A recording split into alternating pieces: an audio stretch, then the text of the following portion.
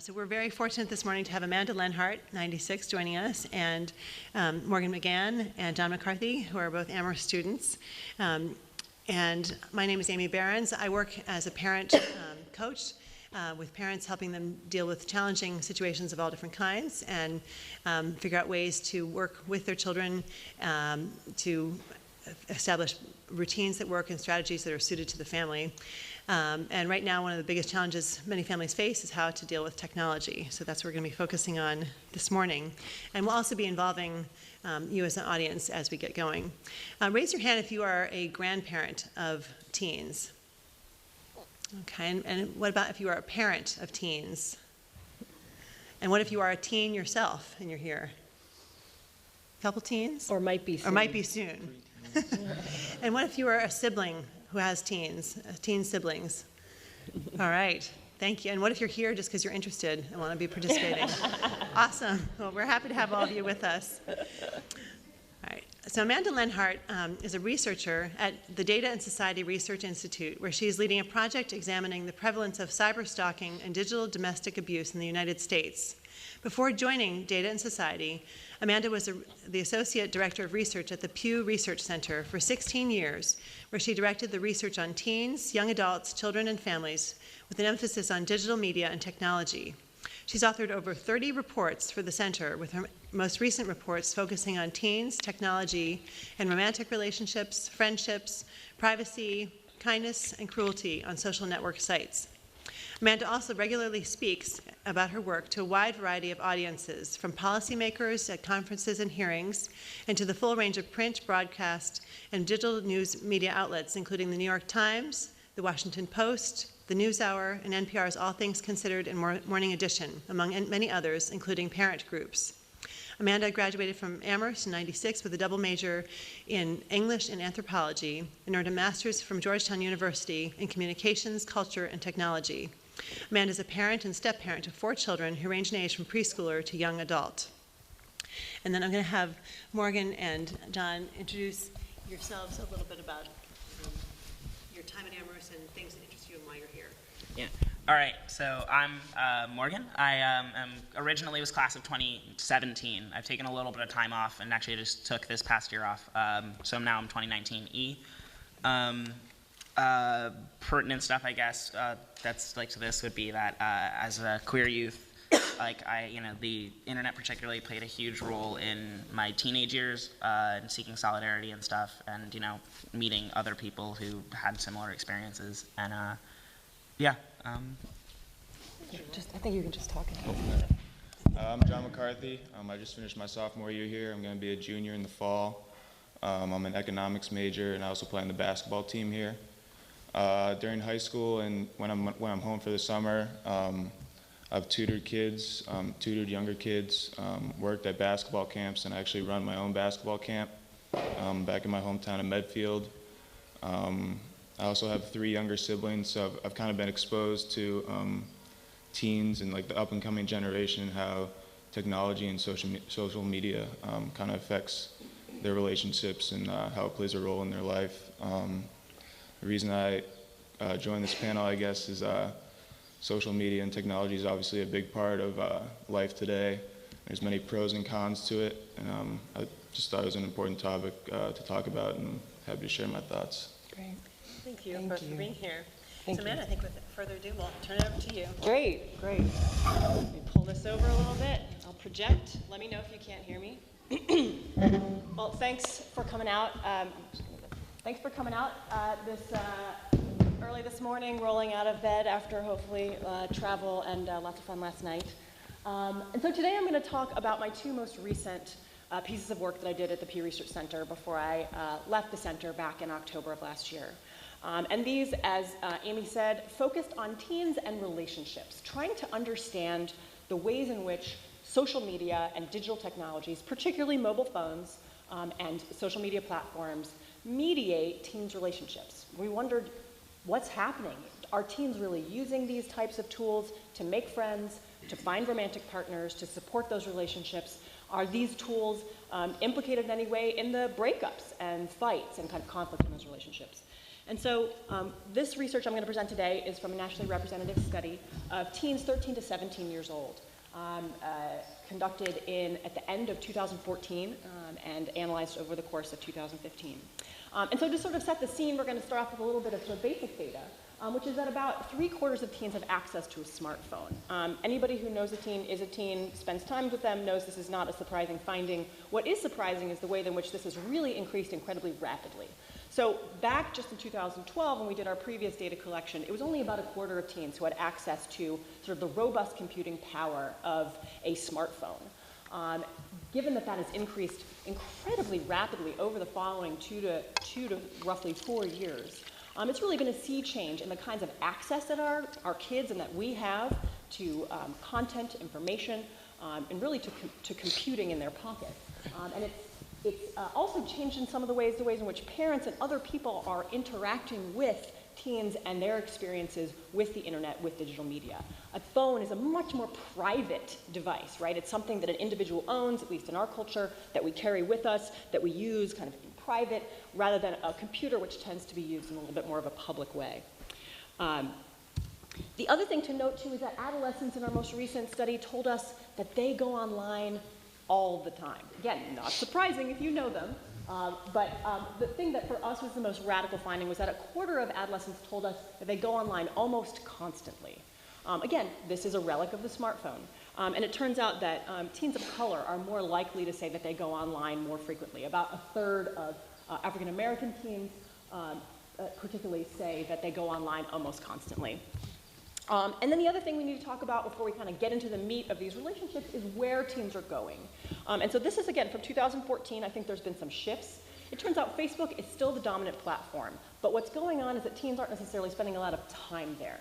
They have the space. Maybe it's because they're using Facebook Messenger and they're required to have an account in order to do that. But in many cases, we're seeing a shift towards Instagram. We're seeing a shift towards Snapchat and away from Facebook. And Twitter also is sort of an interesting spot where we're not necessarily seeing a lot of kids spending time. But I think what's really most important to take away from this is that adolescents actually have a really diverse set of spaces that they go. They spend time on Facebook and Twitter and Instagram and Snapchat, Vine, Tumblr. It's not just one spot. So previously in our work, Facebook was really the dominant platform where everybody spent time. But now everybody has a sort of a different ecosystem of sites that they visit with a relative frequency. So sort of the main thing I want to talk about today is the ways in which peer relationships are formed, strengthened, and maintained via social media, and particularly games. And that's, we'll get to that in a second. So it turns out, when we looked at romantic relationships, not that many teenagers, and I'm really interested to hear if this is changing in the college context, not that many teenagers are using social media to meet romantic partners. It's just not something you need to do. Most of the time, you're actually in a space with a ton of available age mates to meet for romantic purposes, meaning your high school or your often your campus context. So there's not as much of a need to go and meet people online. That said, about 8% of teens have met a romantic partner online.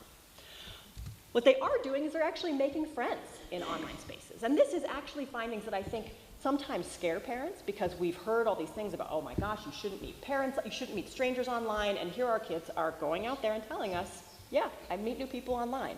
You can see it's more than half of kids say they've made a new friend online, and then when you drill down, about 20% of them have actually gone on to meet that person in person somewhere. The trick is that it's actually not necessarily, I think, a dangerous prospect. It turns out in our focus groups, where we spent some time talking with teens one-on-one about this, we did have kids in our focus groups who had met people in person who they had met originally online. And it turns out that they actually had a bunch of things they did to try to, I think, up the sort of safety quotient of that experience. So often these people were friends of friends. Friend of my cousin's, best friend, somebody who's in my network, somebody who's connected to me either literally digitally or through somebody I know digitally. They also used the tools at hand to vet these people. So they would go and they would meet, they would insist on having a video chat with somebody that they had met online, partly to confirm, as you can see from that bottom quote, or is it the bottom quote? No, the middle quote. You can see from the middle quote to verify that they are not They are who they say they are. And also, if you are in the class of 96, you should know that you have, and you're a guy, you know that you've become that guy. You've become the scary guy, sorry.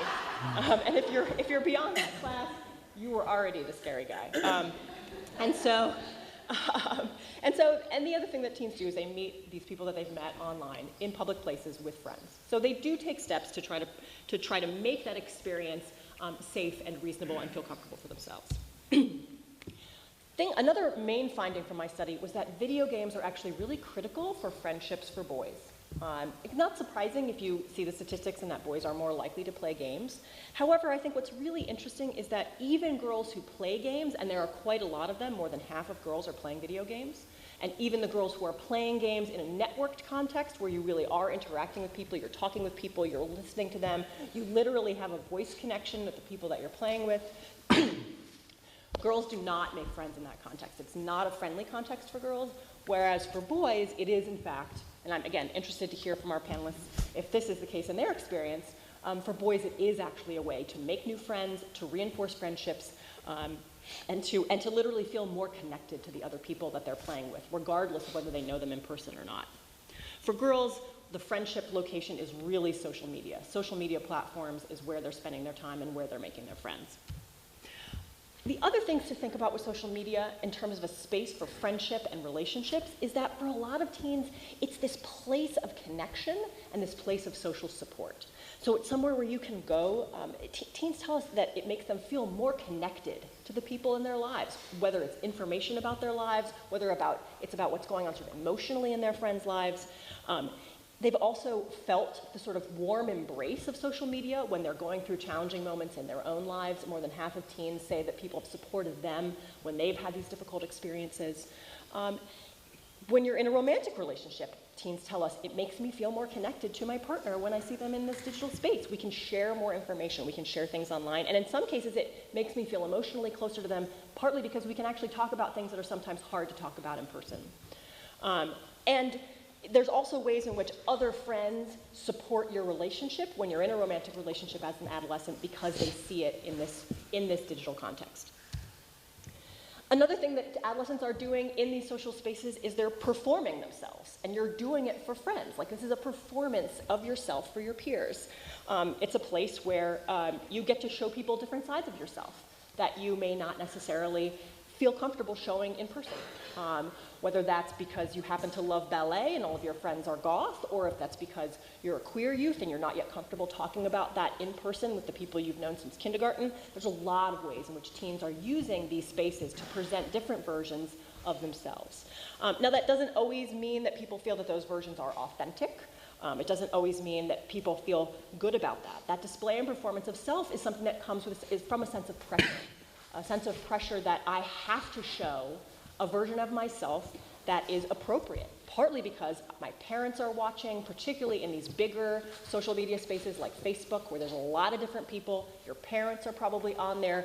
That lady from your church is watching you, your teachers, your coach. A lot of different people are in your network, and so you have this pressure to feel you post content that makes you look good, that's appropriate, and content that gets a lot of positive likes. So there's a subset of kids, about 40%, who really do feel quite a bit of pressure to post content that feels, that receives a lot of positive affirmations. Another thing that I think teens have experiences in terms of display on social media is this place to show your relationship, right? Like, let's say you're a teenager and you have a significant other, whoever. This is maybe your first partner, your first romantic partner. It's a place to show this, like, look, somebody loves me. I have a partner. It's a place to display that relationship. It's a place to feel good about that. It's a place to, it's also a place to sort of display for that partner how you feel about them in ways that other people can see, right? So it's not just that I said I love you, like, quietly in the hallway of our high school, but that I told you that I loved you and all of your friends also could see it.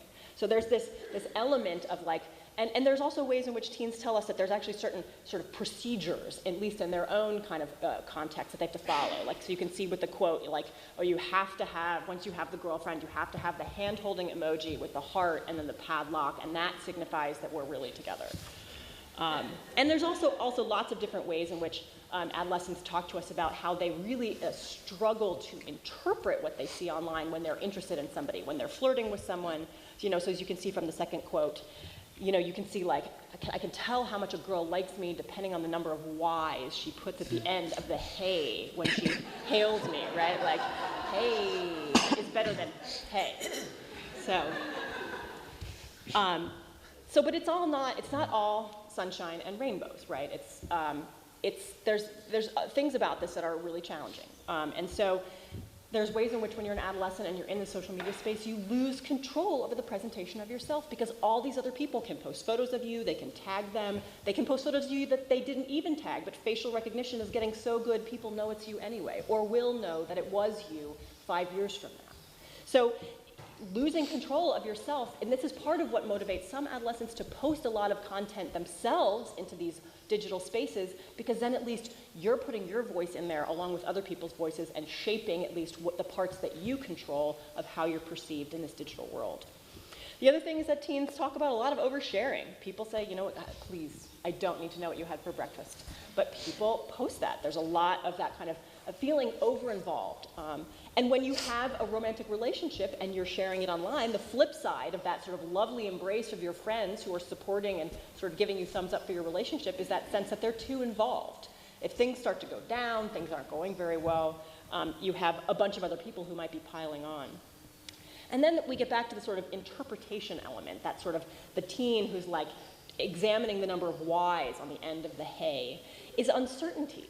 It's hard to know how to interpret a lot of the content you see in these spaces, right? I mean, this is something that all of us, I think, struggle to interpret. That's why we have emojis and emoticons. It's a way to try to add emotion and kind of content and context to these experiences.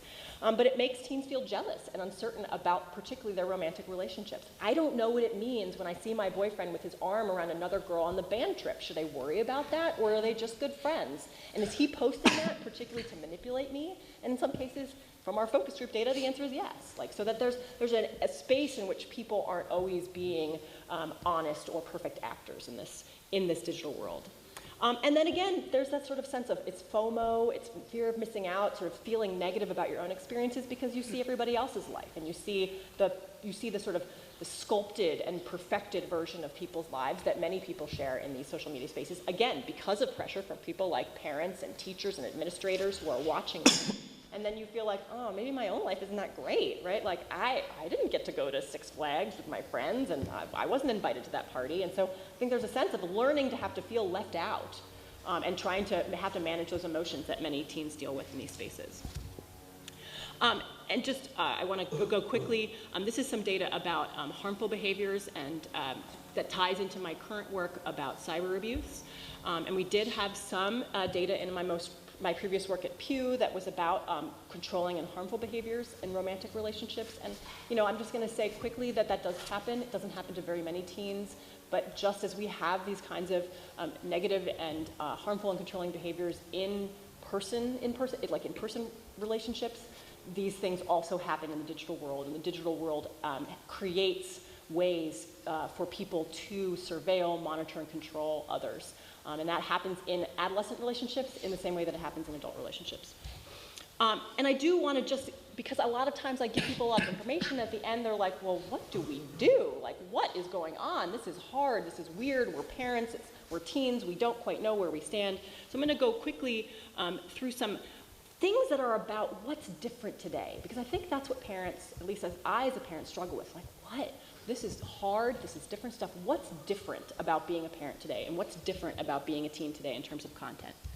And so a colleague and friend of mine, Dana Boyd, she has come up with these 4 elements of digital content that make it a little bit difficult and different to manage it than in the past. And so digital content tends to be more persistent. So like when you post something, it sticks around, generally in inverse proportion to how much you would like it to stick around. This content's editable and it's modifiable, often in ways that you can't see. So somebody posts something of you and they Photoshop it and it makes it look like you have a red cup in your hand and you didn't, or it makes it look like you've done something or written something that you actually didn't know, and other people won't even know that the content's necessarily been modified. This content's also shareable. So it means something that in the past might have just been slapped on the bathroom wall in the second floor girl's bathroom seen by the 50 people who use that facility is now something that can be spread to 500, 5,000, 50,000 people very, very quickly and very, very easily. And there's also searchable. Content, even if you've buried it in other places, is something it's much easier to find. And as our technology gets better, with facial recognition in particular, things that right now are not findable will become findable in the future. What else is different? Things are changing really fast, much faster, I think, than when many of us were growing up.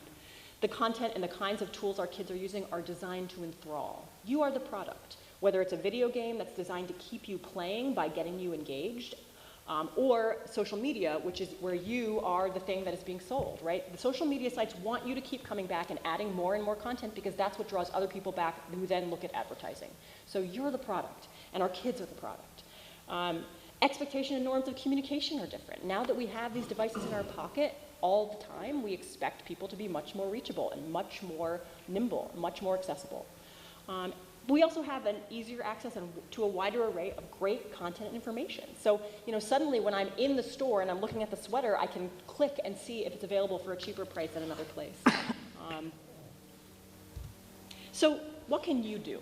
And this is actually for everyone. This is for teenagers, for adults. How do we think about technology in our lives? And so, the things that I have gleaned from my 15 years in doing this research is that it's really quite important to be deliberate about the use of technology. Why are you bringing it into your life? Why do you have it?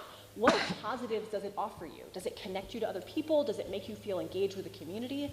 What are the negatives it's bringing to you? Is it disrupting your sleep? Is it distracting you from your schoolwork and from your interactions with people face to face?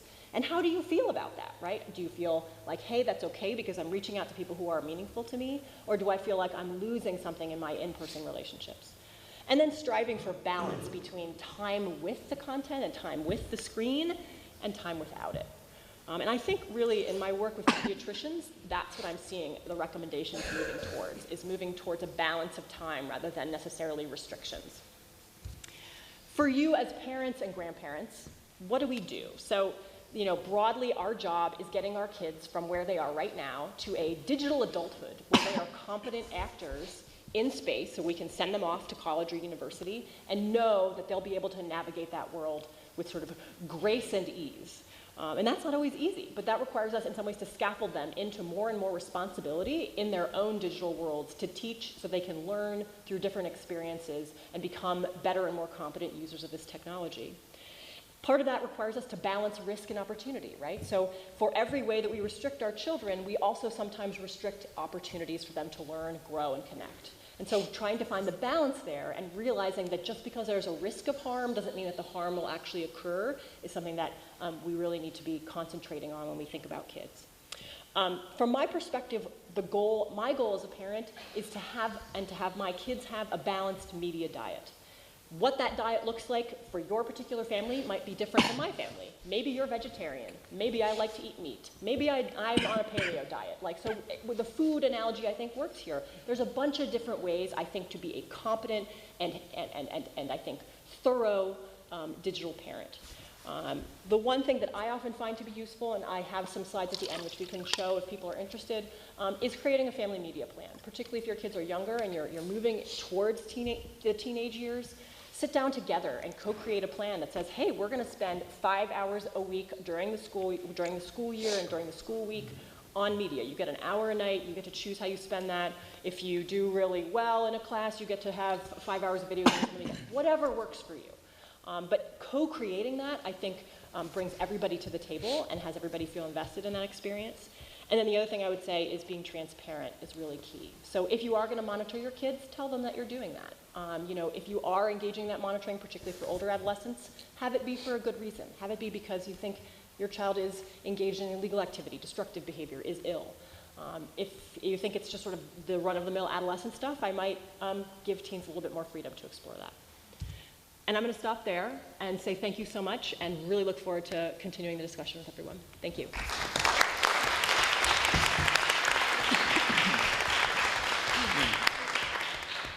So many of you might have gotten an index card.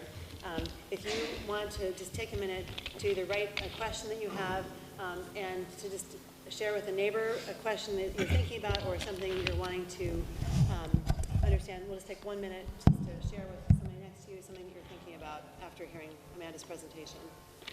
Let's take a minute. Talk to each other. Talk amongst yourselves.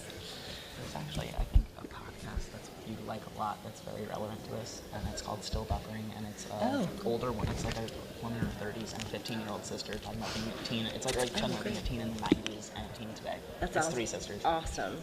Okay. Thank you.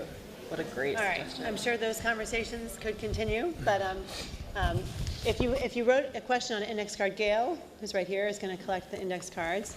And if you have another question come up later, you can pass that. And you can also raise your hand.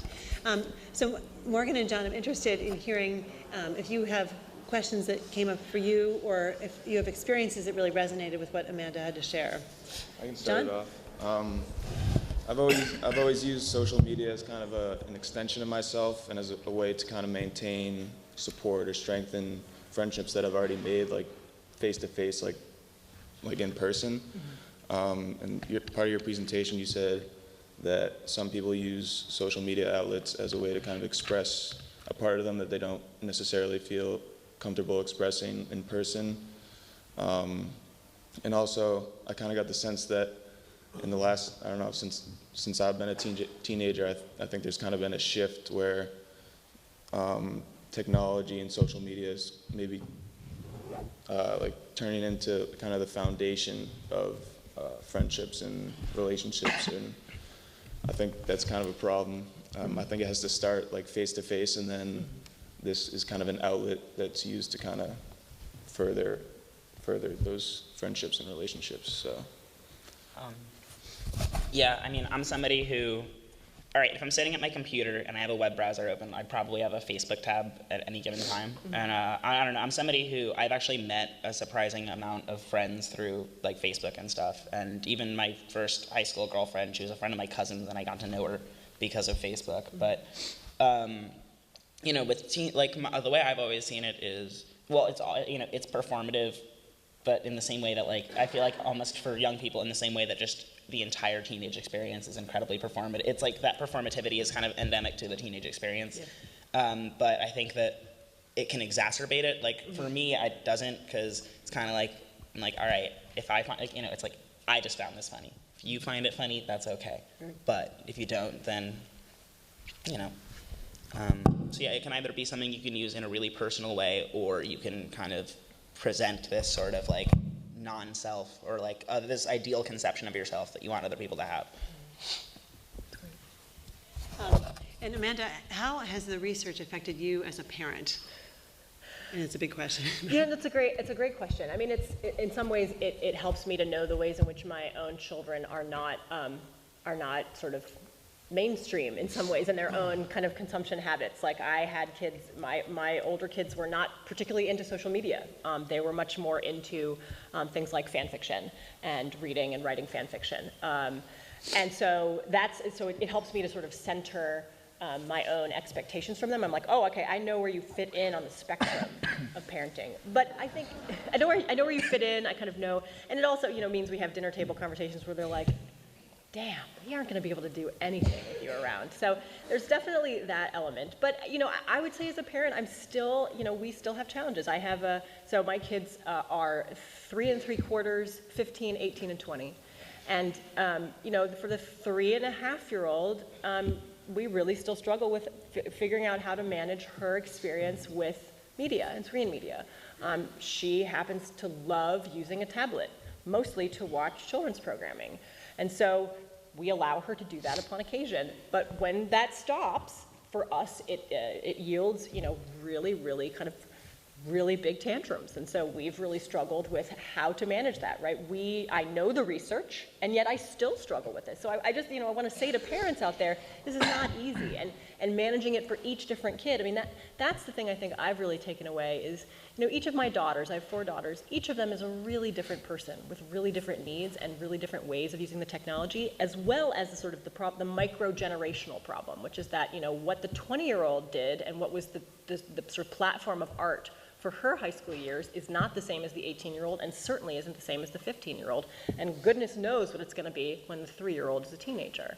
So between personality and sort of technological generations, there's actually a lot of, I think, sort of fine-tuning that we have to do for each particular kid, and that's, I think, And that is completely consistent with my work as a parent coach. I think each family who comes has their own constellation of personality, of need, of education, and all those things play in. And I think also access. You know, some people have more access. Others, and I think it was very interesting to me just about the difference in ethnicity.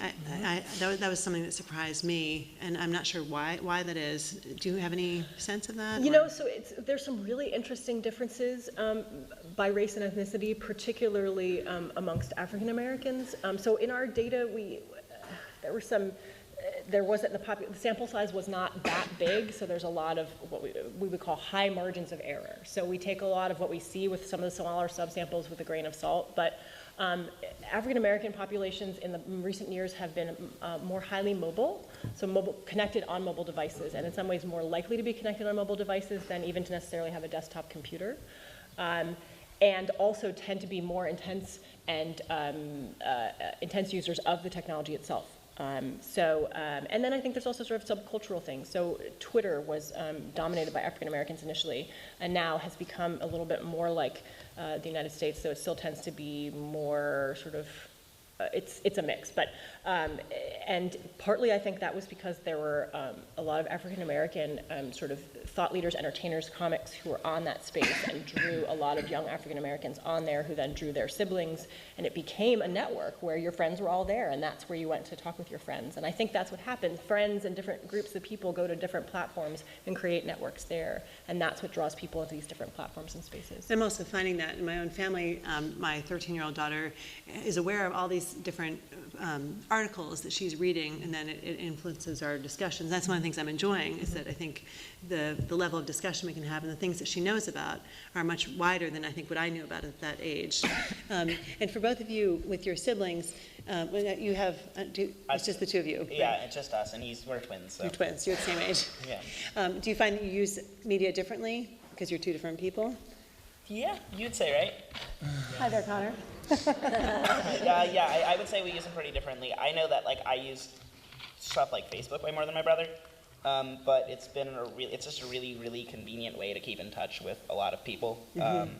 And also, I have it's something that I tend to spend way more time on than him, and then he doesn't have an Instagram or anything like that. So. And John? Yeah, I have three younger siblings. My brother isn't a big social media guy. I think he has a Twitter. I think that's about it. I don't think he has anything else, so he's not too big on it. And what do you use mostly yourself? What do I use? I have Snapchat, Twitter, Facebook, and Instagram. Probably use Twitter and Instagram the most, and Snapchat too. I have a Facebook, I don't really use it that much anymore. And for how many of you are teens in the audience? Just raise your hands. So if you use Facebook, can you raise your hand? Snapchat, Instagram, Twitter, Tumblr, Vine, and any other ones I'm missing that you're using? Kik. Messaging Anybody apps? using Kik? Yeah, Kik. Yeah. WhatsApp. Musical.ly. Yeah, how about Musical.ly? And do you have anything to say about Kik? Because that's one that I've been hearing more negative things about. Sure. So actually, I'm undertaking some another project right now that's looking at messaging apps and how they're being used for information by adolescents and young adults. And messaging apps are, I think, increasing. I mean, it depends on how you define them. Do you define Snapchat as a messaging app? I mean, technically, it is. Yeah. Snapchat is one where does everybody know what Snapchat is, by the way? Yes, no? If you're here in the room, you know. Okay, so for those who don't, Snapchat's what might be termed an ephemeral messaging app. It means you send a message and it disappears. It auto-destructs within a period of time that you set. It could be 5 seconds, 10 seconds. What's the max? 10 seconds. It also has other things accreted onto it, a Discover app where you can look at news content that various providers. You can send people money. You can also send people money. It has a bunch of other things kind of attached to it, so it's more than just a messaging app, but its, I think, main defining, at least initial defining feature was that things disappeared. So it doesn't kind of enter your permanent record, which isn't really true because, of course, it's very easy to capture things that are sent on Snapchat, but in theory you're supposed to know, but then you don't know. Anyway, it's not perfect, but that's sort of where it started. Other messaging apps like Kik and WhatsApp and there's a bunch of other ones, but those I think are the two dominant ones in the US context.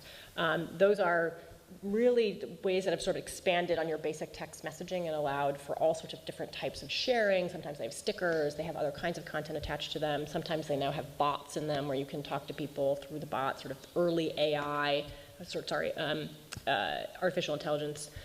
So there's a lot going on in that space. A lot of teens told us in our focus groups that they liked Kik because it felt safer to them because you don't have to give out your phone number. You can just give people kind of your Kik handle, and that's a way for them to contact you through that platform and on your phone, but without having your phone number, so it's not like they can call you at 3 a.m. and like prank you and wake you up in the middle of the night. But it does have, as with any of these new spaces, it has opportunity for abuse and has, different elements. I'd be interested to hear, Amy, what you've been hearing about Kik in terms of the challenges. But I'm also, really interested to hear if we have questions in the audience to hear what people are curious about. One of the things that I've noticed, and I've been working with high tech for 30 years, that in many ways what the teens are doing now is modeling the way that work is being done now and will be done in the future, where you have lots of virtual relationships, lots of fast ad hoc relationships where you meet with somebody, collaborate, and then move on to the next thing. You have access to lots of resources, far more than you could have otherwise, and it's very democratic in that you're working with people who are, everybody's regarded as a peer until they're proven otherwise. But the top-down structure of work is no longer. It's really peer-to-peer communication. And so while what your initial findings did was to focus on the social aspects of relationships, I think there's also a number of places where young people's use of technology, again, is really preparing them well for a world that a lot of adults don't get yet. A lot of adults don't understand how work is being done. That when you have a company such as IBM, which has like a third of its workforce not working in an IBM facility. When you have, my work is, I meet every morning with a team for Mint. And that's how I get, that's how we develop software. Yeah. So the work is being done virtually fast, always on the clock, and with the expectation of collaboration and transparency. So the good news is that that's part of what's going on. The bad news is a lot of adults, particularly parents, I think, and educators don't get that yet. They don't understand how the world of work is changing. Thank you. Actually, I was going to say, in the scheme of that, the amount of teens I know who run online stores, through be it Etsy or through a whole variety of platforms, I don't know. I guess I have because I know a few. I have a question for the teens here, and it's: do any of you have a LinkedIn? Probably not, but I know a couple teens that do, so I figured I'd ask. But yeah, no, and it's really amazing to see how people are. It's so much easier to just put something together. I have friends that make jewelry. They can put it together and they can ship it out to people the world over, and they have using Tumblr as a primary mode of promotion for that. And so it's really cool to see I guess you brought up the idea of almost democratization, and it's this democratization of both content and also almost business in a lot of ways. It's a lot easier to start something.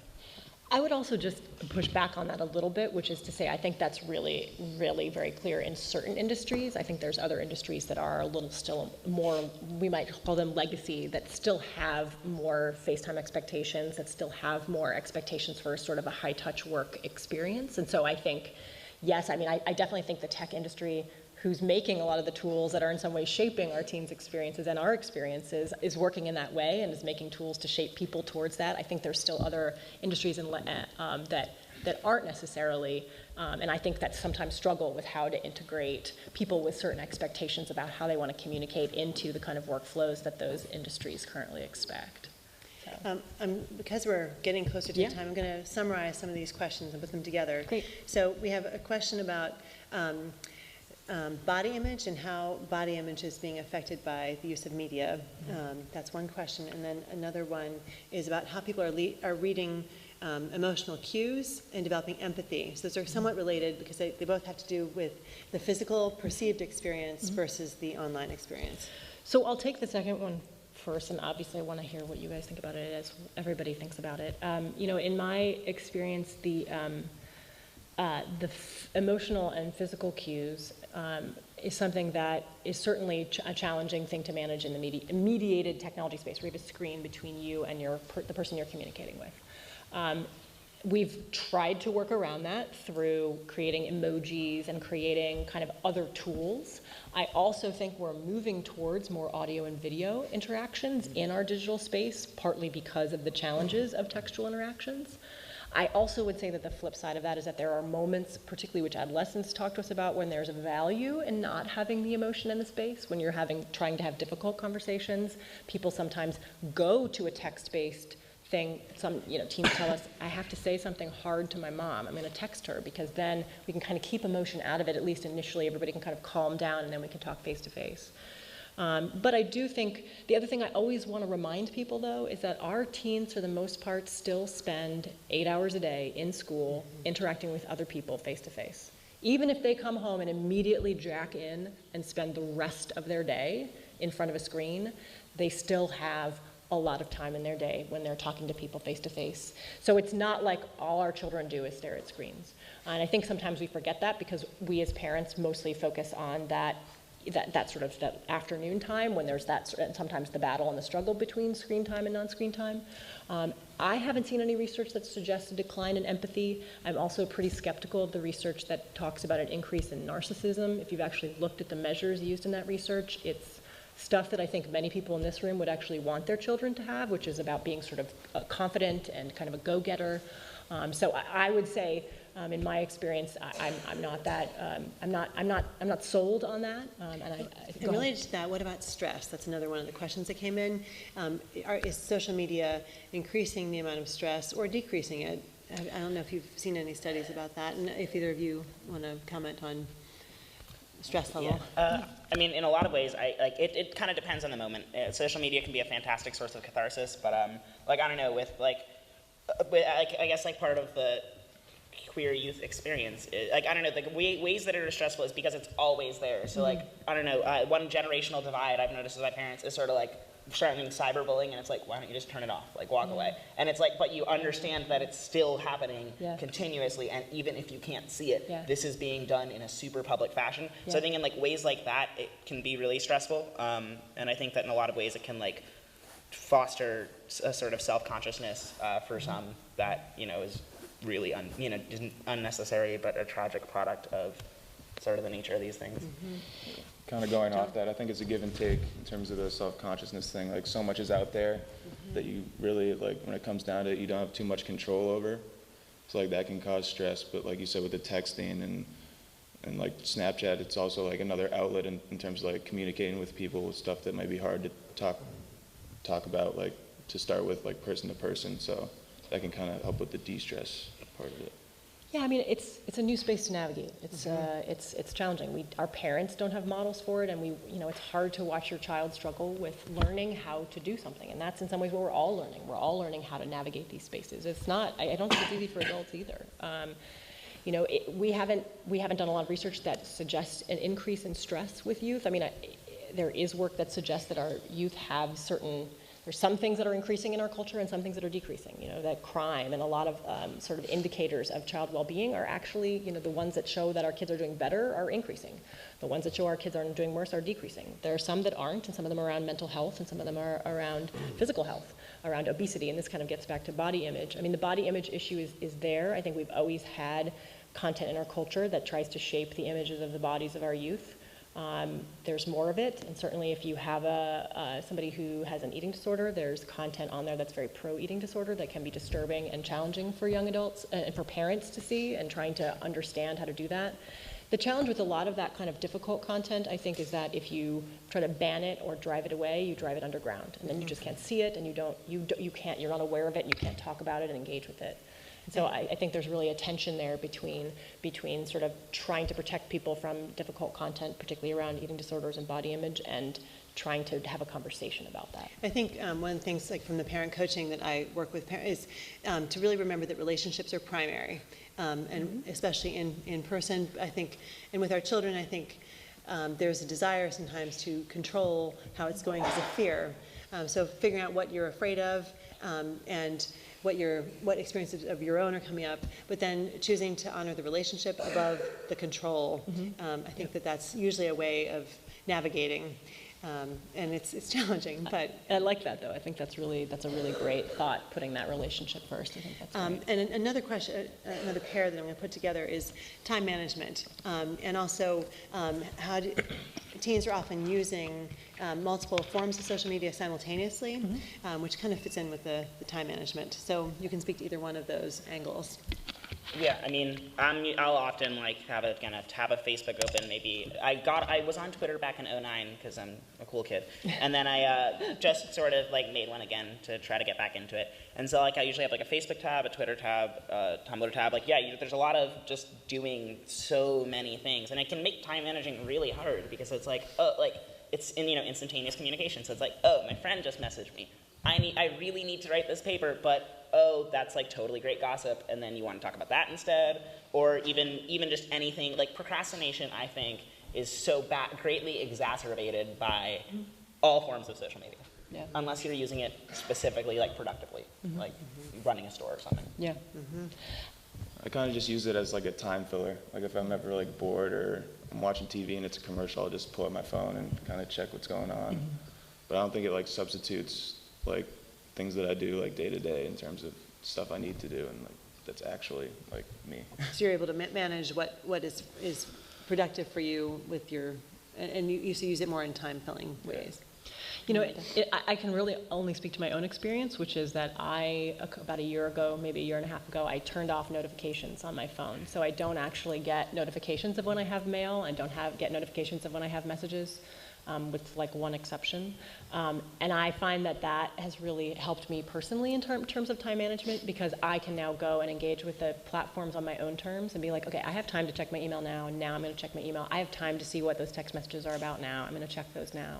And so I can shift urgent communications into certain platforms, but it's challenging. And I think there's research that shows that it's incredibly hard to resist this idea of knowing there's a message from a person there that you want to talk to. What does it say? I mean, it's a really difficult thing to resist.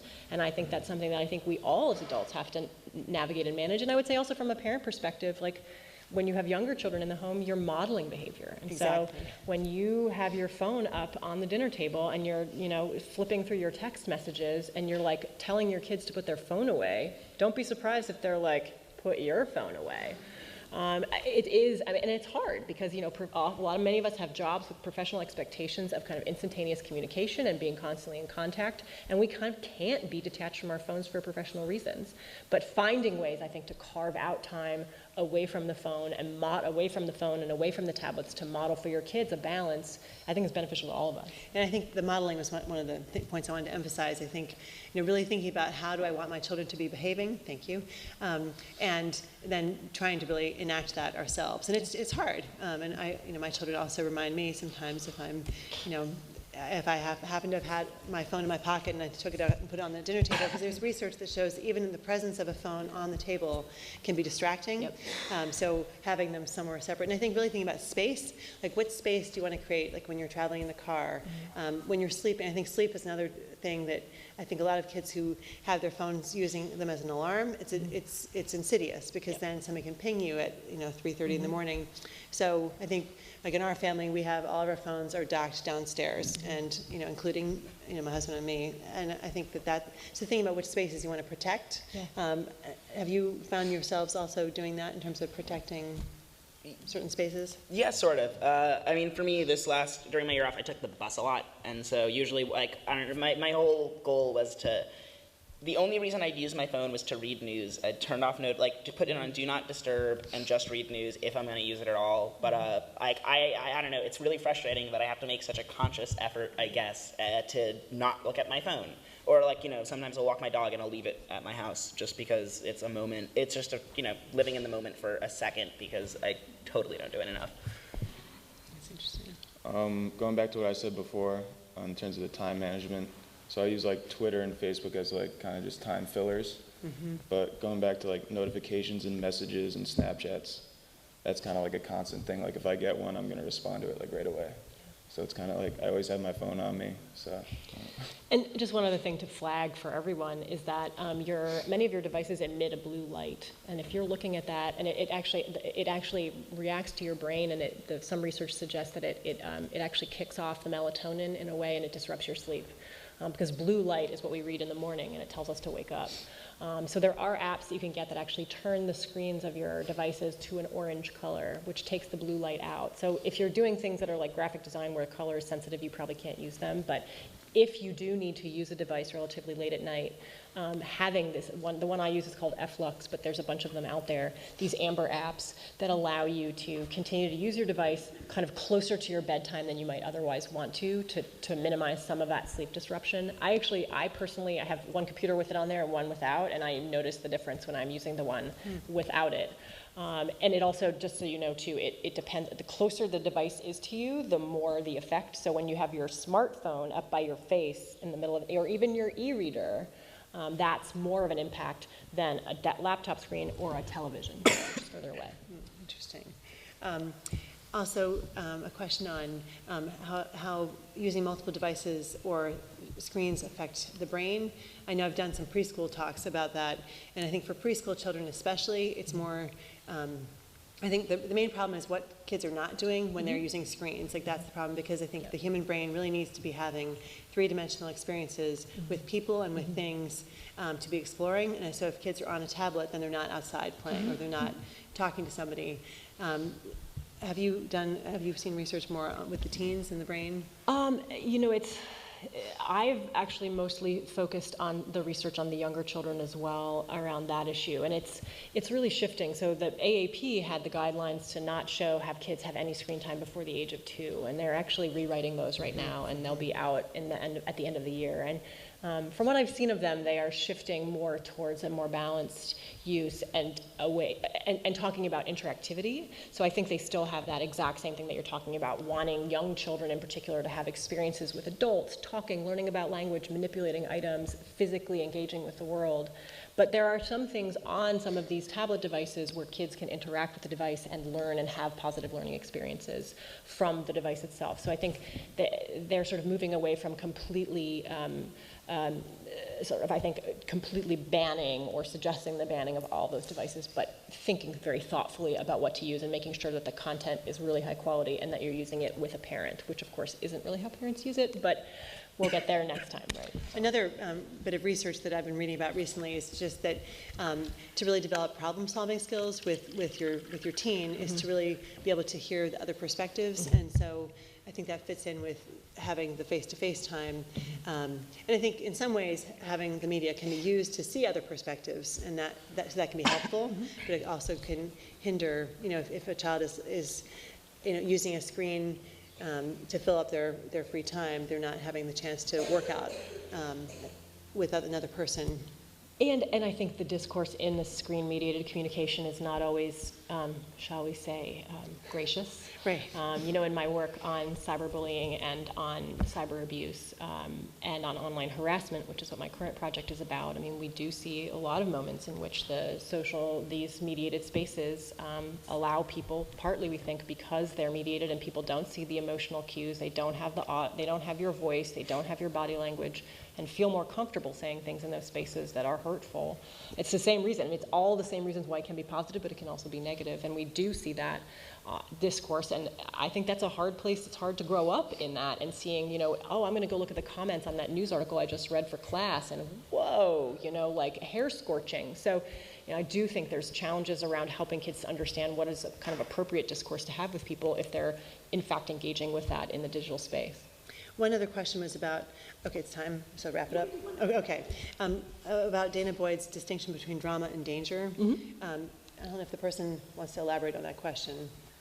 In some of her research, so Dana Boyd has written quite a bit about trying to figure out, on the matter of cyberbullying, how to make the distinction when you're an outsider from what is sort of normal teenage drama versus what is really dangerous. Yeah. And it's a mess.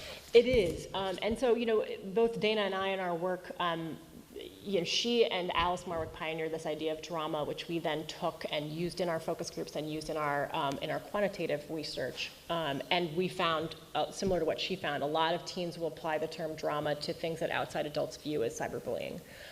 Teens don't see it that way. Some of it has to do with balance of power, that actually calling something drama is more empowering for the person that we might term the victim because it gives them a little bit more agency in the experience. It also is just because adults often don't understand the context of what they're seeing, particularly in a social media space. Often things are decontextualized. They're taken out of the, we don't know what happened in the hallway. We don't know what happened in another platform. We don't understand the in-jokes and all the various things that are happening in this space. We just see something where we're like, what the heck was that?